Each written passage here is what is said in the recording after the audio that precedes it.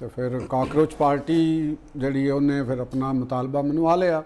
ਆਹ ਜੀ ਇਹ ਤਾਂ ਬੜੀ ਯੂਥ ਦੀ ਇੱਕ ਕਾਮਯਾਬੀ ਇਹਨੂੰ ਕਹਿ ਰਹੇ ਨੇ। ਯੂਥ ਦੀ ਬੜੀ ਕਾਮਯਾਬੀ ਹੈ ਔਰ ਇਹਦੇ 'ਚੋਂ ਨਾ ਬਹੁਤ ਇਹਦੀਆਂ ਇਹ ਜਿਹੜੀ ਤਹਿਰੀਕ ਚੱਲੀ ਔਰ ਜਿਸ ਤਰੀਕੇ ਦੇ ਨਾਲ ਉਹਨੇ ਆਪਣਾ ਮੁਤਾਲਬਾ ਲੈ ਕੇ ਉਹ ਚੱਲੇ ਤੇ ਇਹਨੂੰ ਅਸੀਂ ਨਾ ਬੜੇ ਮਲਟੀ ਡਾਇਮੈਂਸ਼ਨਲ ਇਹਦੇ ਅਸਰਾਤ ਵੀ ਨੇ ਤੇ ਇਹਦੇ ਜਿਹੜੇ ਨੇ ਨਾ ਉਹ ਐਸਪੈਕਟਸ ਵੀ ਨੇ, ਠੀਕ ਹੈ, ਜਿਨ੍ਹਾਂ ਨੂੰ ਦੇਖਣਾ ਚਾਹੀਦਾ ਜੀ।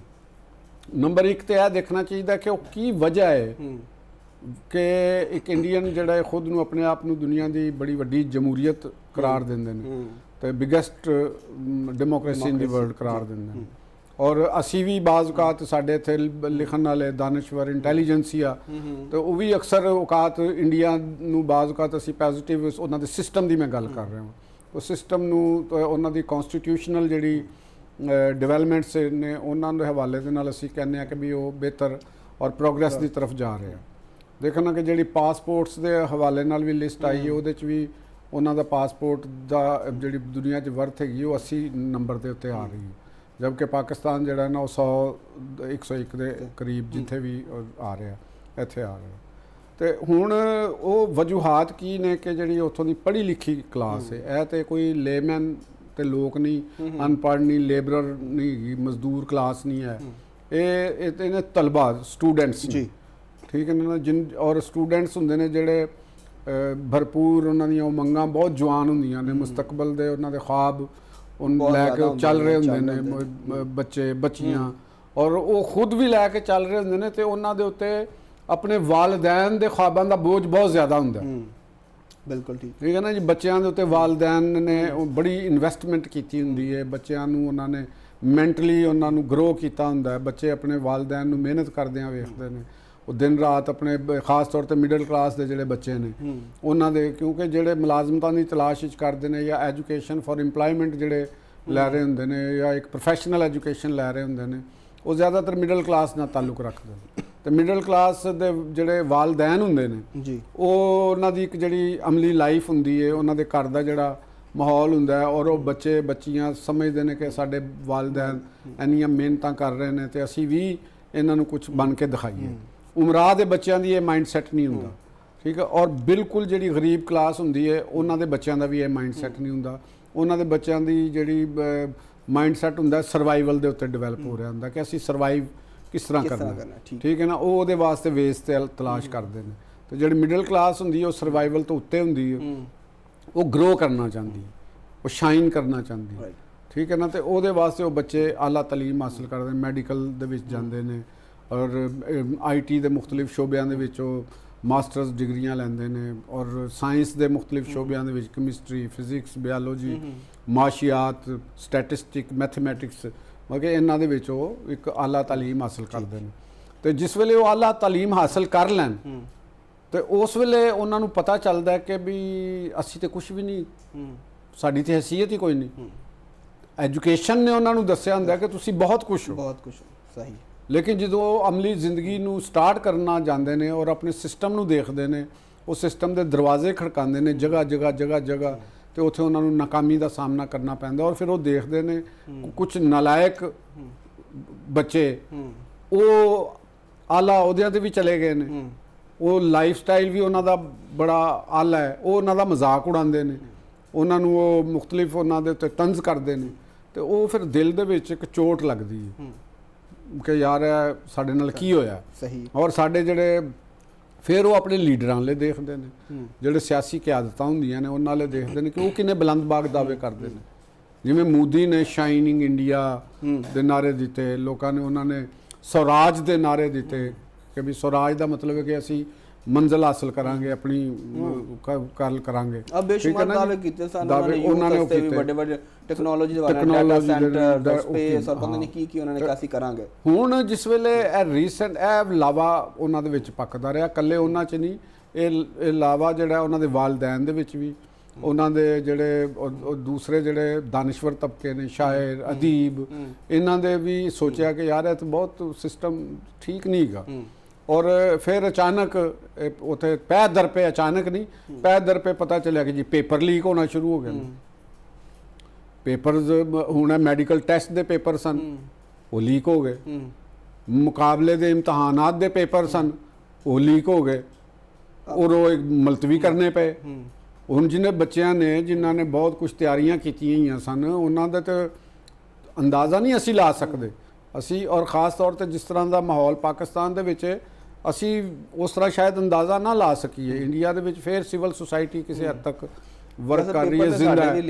ਤੇ ਮੈਂ ਉਹੀ ਗੱਲ ਕਰ ਰਹੀ ਨਾ ਕਿ ਇੱਥੇ ਲੀਕ ਹੋਏ ਨੇ ਤੇ ਉੱਥੇ ਫਿਰ ਬਹੁਤ ਉਹਨਾਂ ਦੇ ਦਿਲਾਂ ਨੂੰ ਚੋਟ ਲੱਗੀ ਔਰ ਦਰਜਨੋਂ ਬੱਚੇ ਬੱਚੀਆਂ ਉਹਨਾਂ ਨੇ ਖੁਦਕੁਸ਼ੀਆਂ ਕਰ ਲਈਆਂ। ਦੇਖੋ ਇਸ ਤੋਂ ਵੱਡਾ ਆਲਮੀਆ ਕੀ ਹੋਏਗਾ। ਇਹ ਜਿਸ ਵੇਲੇ ਹੋਇਆ ਤੇ ਇਰਦ ਗਿਰਦ ਤੋਂ ਮੁxtਲਿਫ ਕਾਰਨਰਸ ਤੋਂ ਇਤਜਾਜ ਦੀ ਸਜ਼ਾ ਬੁਲੰਦ ਹੋਈ, ਮੁਤਾਲਬਾਤ ਦੀ ਸ਼ਕਲ ਦੇ ਵਿੱਚ ਆਈ ਮੁxtਲਿਫ ਲੋਕਾਂ ਦੀ, ਤੇ ਉਹਨਾਂ ਨੂੰ ਬੀਜੇਪੀ ਦੀ ਕਿਆਦਤ ਨੇ ਬੜੀ ਹਕਾਰਤ ਨਾਲ ਉਹਨਾਂ ਤੇ ਮੀਮ ਤੰਜ਼ ਸ਼ੁਰੂ ਕਰ ਦਿੱਤੀ। ਉਹਨਾਂ ਦੇ ਚੀਫ ਜਸਟਿਸ ਸਾਹਿਬ ਜਿਹੜੇ ਨੇ ਸੂਰਿਆ ਕਾਂਤ ਸਾਹਿਬ ਜਿਹੜੇ ਨੇ ਉਹਨਾਂ ਨੇ ਤੇ ਬਿਲਕੁਲ ਹੀ ਜਲਦੀ ਦੇ ਤੇਲ ਦਾ ਕੰਮ ਕੀਤਾ। ਮਗਰ ਦੇਖੋ ਤੁਸੀਂ ਇੱਥੋਂ ਤੱਕ ਫਿਰ ਇਹਦੇ ਨਾਲ ਇੱਕ ਤੁਸੀਂ ਓਵਰਆਲ ਅੰਦਾਜ਼ਾ ਲਗਾ ਰਹੇ ਹੋ ਕਿ ਜਿਹੜਾ ਇੰਡੀਅਨ ਸਿਸਟਮ ਹੈਗਾ ਉਸ ਸਿਸਟਮ ਨੂੰ ਚਲਾਉਣ ਵਾਲਿਆਂ ਦੀ ਮੈਂਟੈਲਿਟੀ ਕਿਸ ਜਗ੍ਹਾ ਤੇ ਪਹੁੰਚ ਚੁੱਕੀ ਹੈ। ਚੀਫ ਜਸਟਿਸ ਸਾਹਿਬ ਜਿਹੜੇ ਨੇ ਇੰਡੀਆ ਦੇ ਕਿੰਨੇ ਹਾਈਲੀ ਰਿਸਪੈਕਟਡ ਉਹਦਾ ਔਰ ਉਹਨਾਂ ਦੇ ਬਾਰੇ ਤਾਸਰ ਹਰ ਚੀਫ ਜਸਟਿਸ ਦੇ ਬਾਰੇ ਦੇ ਵਿੱਚ ਤਾਸਰ ਇਹ ਹੁੰਦਾ ਹੈ ਕਿ ਉਹ ਬਹੁਤ ਜ਼ਿਆਦਾ ਪੜ੍ਹਿਆ ਲਿਖਿਆ, ਮੰਤਕ ਔਰ ਇਸਤਦਲਾਲ ਨੂੰ ਸਮਝਣ ਵਾਲਾ, ਉਹਦੇ ਤੇ ਕੰਮ ਕਰਨ ਵਾਲਾ ਬੰਦਾ ਹੋਏਗਾ। ਤੇ ਲੇਕਿਨ ਉਹ ਇਨਸਾਫ ਪਸੰਦ ਹੋਏਗਾ ਨਾ, ਜੇ ਉਹਨਾਂ ਦੀ ਬਾਇਸਨੈਸ ਹੀ ਐਸੀ ਹੈ, ਬਾਇਸਨੈਸ ਤੋਂ ਇਲਾਵਾ ਉਹ ਕਾਮਨ ਸੈਂਸ ਪ੍ਰਵੇਲ ਕਰੇਗਾ, ਉਹ ਚੀਜ਼ਾਂ ਨੂੰ ਤਕਾਬਲ ਕਰੇਗਾ, ਉਹਨਾਂ ਚੋਂ ਰਿਜ਼ਲਟ ਕੱਢੇਗਾ। ਦੇਖੋ ਇੱਕ ਚੀਜ਼ ਹੁੰਦੀ ਹੈ ਕਿ ਕਿਸੇ ਤੋਂ ਤੁਸੀਂ ਬਾਇਸਨੈਸ ਤੁਹਾਡੀ ਖਤਮ ਹੋ ਗਈ, ਤੁਸੀਂ ਬਾਇਸ ਨਹੀਂ ਹੈਗੇ, ਲੇਕਿਨ ਤੁਹਾਡੇ ਅੰਦਰ ਇੰਨੀ ਸਲਾਹੀਅਤ ਨਹੀਂ ਹੈਗੀ ਕਿ ਤੁਸੀਂ ਦੋ ਚੀਜ਼ਾਂ 'ਚ ਮੁਆਜ਼ਨਾ ਕਰਕੇ ਇੱਕ ਕਰੈਕਟ ਰਿਜ਼ਲਟ ਦੇ ਸਕੋ, ਕੋਈ ਕਰੈਕਟ ਫੈਸਲਾ ਕਰ ਸਕੋ। ਅਗਰ तो ਕਿਸੇ ਖਾਸ ਤੌਰ ਤੇ ਜਿਊਰਿਸਟ ਦੇ ਅੰਦਰ ਅਗਰ ਇਹ ਸਲਾਹੀਅਤ ਨਹੀਂ ਹੈਗੀ ਤੇ ਉਹ ਕੋਈ ਫੈਸਲਾ ਕਰ ਇੱਕ ਬੜਾ ਆਮਿਆਨਾ ਜਿਹਾ ਫੈਸਲਾ ਦੇਗਾ, ਉਹ ਕੋਈ ਨਹੀਂ ਕਰੇਗਾ। ਹੁਣ ਇਧਰ ਆ ਜਾਓ, ਉਹਨਾਂ ਨੇ ਕਹਿਤਾ ਕਾਮਯਾਬੀ ਤਰ੍ਹਾਂ ਦੇਖੋ ਨਾ ਪਹਿਲੇ ਤੇ ਉਹਨਾਂ ਨੇ ਕਹਿਤਾ ਕਾਕਰੋਚ ਨੇ ਸਾਰੇ, ਉੱਥੋਂ ਫਿਰ ਡਿਵੈਲਪਮੈਂਟ ਜਿਸ ਤਰ੍ਹਾਂ ਤੁਸੀਂ ਜਾਣਦੇ ਹੋ, ਸਾਰੇ ਲੋਕ ਜਾਣਦੇ ਨੇ। ਫਿਰ ਉਹ ਜਿਹੜੇ ਅਭਿਜੀਤ ਦੁੱਗੇ ਦੇ ਨਾਮ ਦੇ ਇੱਕ ਨੇ ਗੱਲ ਕੀਤੀ, ਉਹਨਾਂ ਨੇ ਕਿਹਾ ਫਿਰ ਅਸੀਂ ਸਾਰੇ ਹੀ ਕਾਕਰੋਚ ਆ। ਜਿੰਨੀ ਜੈਨਜ਼ੀ ਹੈ, ਜਿੰਨੀ ਪੜ੍ਹੇ ਲਿਖੇ ਤਬਕੇ ਨੇ, ਅਗਰ ਤੁਸੀਂ ਇਹ ਸਮਝਦੇ ਹੋ ਤਾਂ ਅਸੀਂ ਸਾਰੇ ਕਾਕਰੋਚ ਆ। ਔਰ ਉਹ ਨਾਲ ਦਿਨ ਫਿਰ ਐਸਾ ਉਹ ਟ੍ਰੈਂਡ ਚੱਲਿਆ ਕਿ ਉਹ 20 ਮਿਲੀਅਨ ਫਾਲੋਅਰਸ, ਬਿਲਕੁਲ ਠੀਕ ਹੈ ਨਾ, ਕੋਈ ਥੋੜੇ ਨਹੀਂ ਗਏ ਕਿ, ਔਰ ਉਹਦੇ ਨਾਲ ਫਿਰ ਜਿਹੜੀ ਇੰਟੈਲੀਜੈਂਸੀਆ ਦੀ ਉਹਨਾਂ ਨੂੰ ਫੇਵਰ ਮਿਲ ਗਈ ਔਰ ਉਹਨਾਂ ਨੇ ਇਹ ਪਰਚਿਆਂ ਤੋਂ ਬਾਅਦ ਉੱਥੇ ਹੜਤਾਲ ਕਰਤੀ।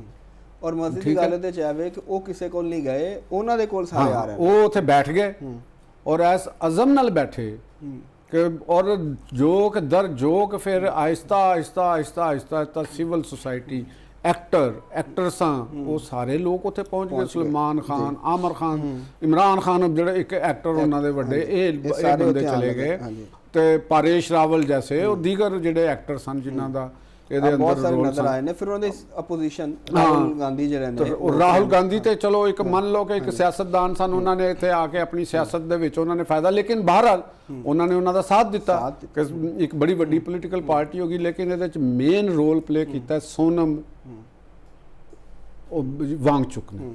ਸੋਨਮ ਵਾਂਗਚੁਕ ਇੱਕ ਬੜਾ ਹੀ ਮਿਡਲ ਕਲਾਸ ਦਾ ਲਦਾਖ ਦਾ ਆਦਮੀ, ਐਜੂਕੇਸ਼ਨਿਸਟ ਹੈ, ਸੋਸ਼ਲ ਵਰਕਰ ਹੈ। ਉਹਨੇ ਬਹੁਤ ਕੰਮ ਕੀਤਾ ਸੋਸ਼ਲ ਵਰਕਰ ਤੇ ਐਨਰਜੀ ਦੇ ਉੱਤੇ, ਸੋਲਰ ਐਨਰਜੀ ਦੇ ਉੱਤੇ, ਬੱਚਿਆਂ ਦੀ ਐਜੂਕੇਸ਼ਨ ਦੇ ਉੱਤੇ, ਸਿਸਟਮ ਦੇ ਉੱਤੇ ਉਹਨੇ ਭੁੱਖ ਹੜਤਾਲ ਕਰ ਦਿੱਤੀ। ਬਿਲਕੁਲ ਤੁਸੀਂ ਅੰਦਾਜ਼ਾ ਲਾ ਲਓ ਕਿ ਉਹਨਾਂ ਨੇ ਕੱਲ ਖਤਮ ਕੀਤੀ ਭੁੱਖ ਹੜਤਾਲ, 26 ਰੋਜ਼ ਤੋਂ ਬਾਅਦ ਜਾਂ 25 ਰੋਜ਼ ਤੋਂ ਬਾਅਦ ਉਹ ਬੰਦੇ ਨੇ ਭੁੱਖ ਹੜਤਾਲ, ਇੰਨੇ ਲੰਬੇ ਅਰਸੇ ਤੱਕ ਉਹਨੇ ਭੁੱਖ ਹੜਤਾਲ ਕੀਤੀ। ਇਹ ਸਟੂਡੈਂਟਸ ਦੇ ਹੱਕ ਦੇ ਵਿੱਚ।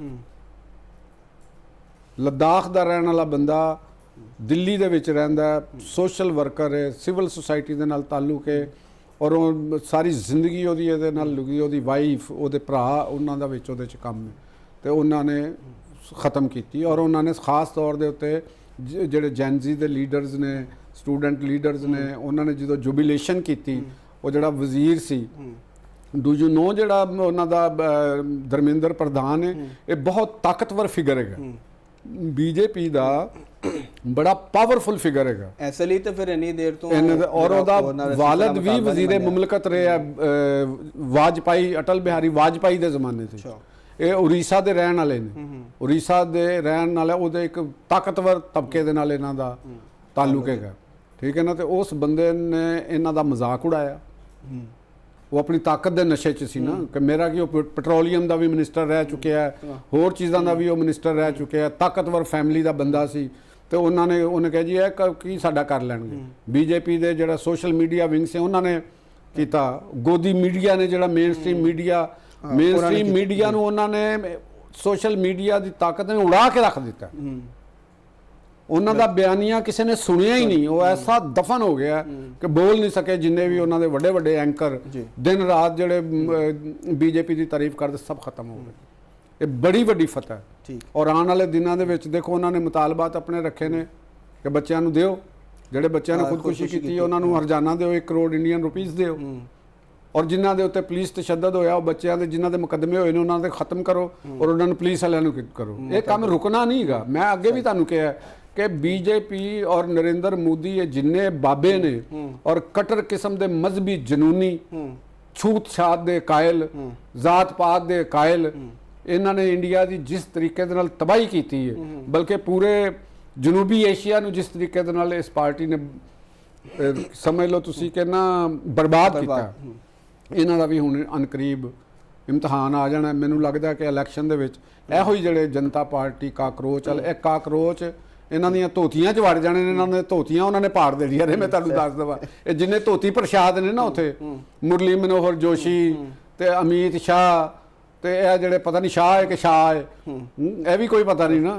ਇਹ ਜਿਹੜੇ ਇਸ ਕਿਸਮ ਦੇ ਜਿਹੜੇ ਉਹ ਬਨੀਆਂ ਮਹਾਰਾਜ ਨੇ ਨਾ ਕਿ ਇਸ ਤਰ੍ਹਾਂ ਕਰਕੇ ਔਰ ਨਾਲ ਛੁਰੀ ਰੱਖੀ ਹੈ, ਉਹ ਲੰਗੋਟ ਕੱਸਿਆ ਪਿੱਛੇ ਕਰਕੇ ਕੀ ਕਰਕੇ, ਤੇ ਤੁਹਾਡੀ ਲੰਗੋਟੀਆਂ ਇਹ ਨੌਜਵਾਨਾਂ ਨੇ ਉਤਾਰ ਦੇਣੀਆਂ ਨੇ।